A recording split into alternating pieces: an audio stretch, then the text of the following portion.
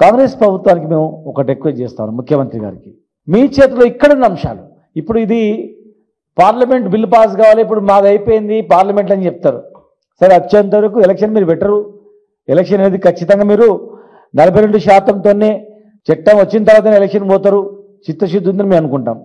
ఈరోజు మీ చేతుల్లో బడ్జెట్ ఉంది, బడ్జెట్ సమావేశాలు అవుతా ఉన్నాయి. మీరిచ్చిన మాట ప్రకారం సంవత్సరానికి 20,000 కోట్లు Mahatma Jyotiba Phule పేరుపైన sub plan BC sub plan ఏర్పాటు చేస్తాం. ఆ సప్లాన్ ఏర్పాటు చేసి ఎవ్రీ ఇయర్ 20,000 కోట్లు ఖర్చు పెడతామని చెప్పడం జరిగింది. మీరు మరి ఒక సంవత్సరం గడిచిపోయింది.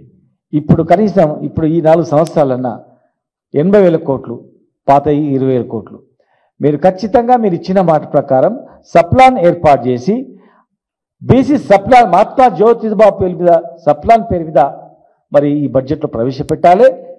42% ఉద్యోగాలలో కూడా ఇప్పుడు కొత్త నోటిఫికేషన్ వస్తూ ఉన్నాయి. మరి చట్టం బద్ద తర్వాత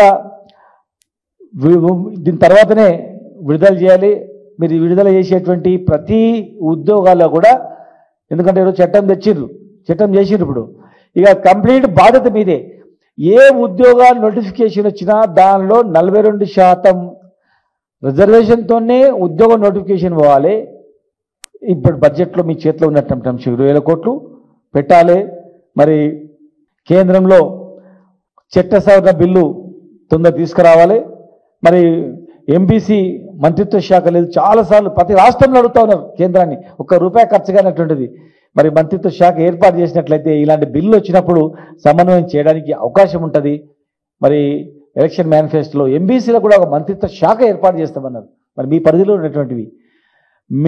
ఉన్నటువంటివి మీరు ఇమ్మీడియట్గా చేస్తే, మీ పరిధిలో లేనటువంటిది జాప్యమైనా సరే చిత్తశుద్ధి ఉందని చెప్పుకోవడానికి అవకాశం ఉంటుంది. కనుక దయచేసి ఎన్నో సంవత్సరాలుగా దగపడ్డ ప్రజానీకం, అత్యధిక సంఖ్య గల ప్రజానీకం, ఎన్నో అవమానాలకు ఇబ్బందులకు గురైనటువంటి ప్రజానీకం ఈరోజు ఎదురు చూస్తూ ఉంది.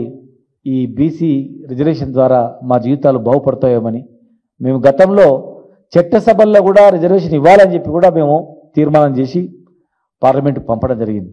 కనుక దాని మీద కూడా రేపు జరగబోయేటువంటి బీసీ బిల్ సమయంలో చట్టసభలో రిజర్వేషన్ పైన కూడా చర్చించాలని, ఈ దేశం బాగుపడాలంటే, ఈ దేశంలో గొడవలు అల్లర్లు లేకుండా ప్రశాంతంగా ఉండాలంటే, అందరికీ సమానత్వంగా అభివృద్ధి జరగాలంటే కేవలం చట్టసభలలో రిజర్వేషన్ ద్వారా మాత్రమే న్యాయం జరగగలుగుతుంది, అప్పటి వరకు కాదు.